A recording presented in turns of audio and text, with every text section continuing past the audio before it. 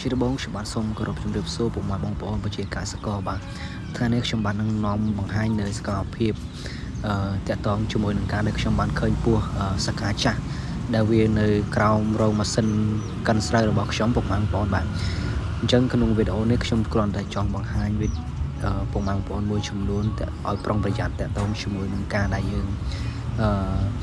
មានការចិញ្ចឹមមាន់ចិញ្ចឹមទានឹងឯងគឺត្រូវតែបោះសម្អាតទីឃ្លៀបបានស្អាតព្រោះថា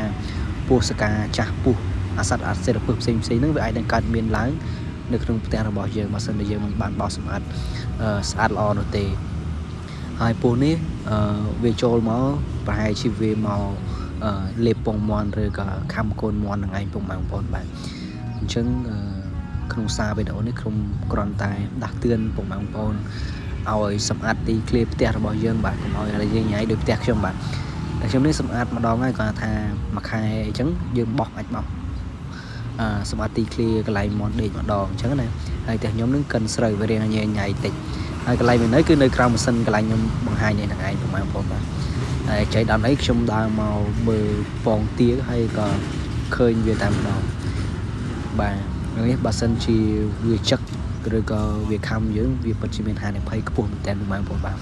ហើយមិនតូចធំខ្លាំងមែនតើបាទពស់នេះគឺបើសិនជាប៉ះទៅលើក្មេងអីគឺពិបាកពុកម៉ែបងប្អូនចុកខ្លាំងណាស់នេះហើយវីដេអូរបស់ខ្ញុំមិនមានអ្វីច្រើនទេមានតែប៉ុណ្្នឹងឯងបាទសូមអរគុណសូមគោរពជម្រាបលា